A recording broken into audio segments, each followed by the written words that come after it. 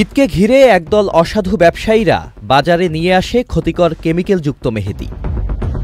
খুবই কম দামে নিম্নমানের এসব মেহেদি নিম্ন আয়ের মানুষেরা রাস্তার পাশের ভ্যান কিংবা ফুটপাত থেকে স্বল্প মূল্যে ক্রয় করে থাকে। তবে ক্ষতিকর এসব মেহেদি শুধু ফুটপাতের ভ্যানেই নয়, বরং শপিং মলেও পাওয়া যায়। কোনটি ভালো আর কোনটি কেমিক্যালযুক্ত মেহেদি তা যাচাই না করেই বেশিরভাগ মানুষ মেহেদি কিনে থাকেন। ফলে অনেক সময় দেখা যায় এসব মেহেদি ব্যবহারে ত্বক পুড়ে যাওয়া থেকে শুরু করে অ্যালার্জি, র্যাশ ও ফোস্কা পড়ার মতো ঘটনা ঘটে।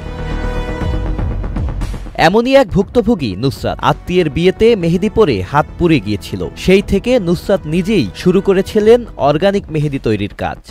মেহেদি তৈরির জন্য বিভিন্ন কোর্স করেছেন। কাঁচামালের সন্ধানে গিয়েছেন রাজস্থান পর্যন্ত।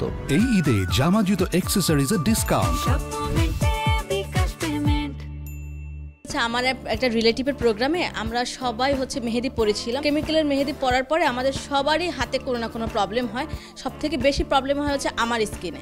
আমার স্কিনটা একদম জ্বলে গিয়েছিল, যার কারণে আমি অনেক বছর এটা নিয়ে সাফার করেছি। এরপর আমি মেহেদি পরাই বন্ধ করে দেই। তো একটা সময় আমি হঠাৎ ফেসবুক স্ক্রল করছিলাম, তখন দেখি যে মেহেদির একটা লাইভ আমার সামনে আসে।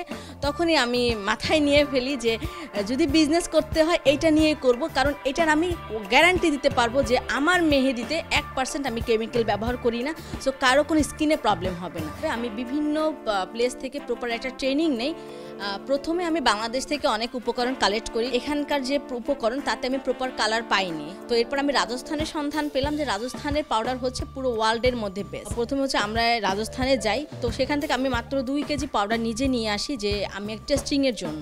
যখন দেখলাম যে হ্যাঁ, আমার ওই পাউডারে আমি সাফল্য হয়েছে, যে আমি যেটা চাচ্ছি সেটাই পেয়েছি, তো ওইখান থেকে আমার পথ চলা শুরু।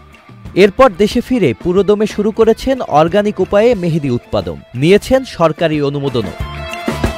আমি এরপর 1.5 বছর সময় নেই।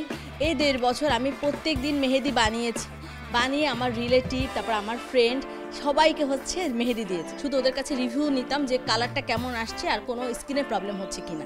প্রথমে মেহেদি পাতার গুঁড়াটা দেই, এরপরে তার সাথে পরিমাণ মতো চিনি দেওয়া হয়, এরপরে লেবুর রস আর চা পাতা, এরপরে এসেনশিয়াল অয়েলটা দিয়ে তা ভালোভাবে আমাদের মিক্সিং করতে হয়। এমনভাবে মিক্সিং করতে হয় যাতে একটা পরিমাণ দানা না থাকে।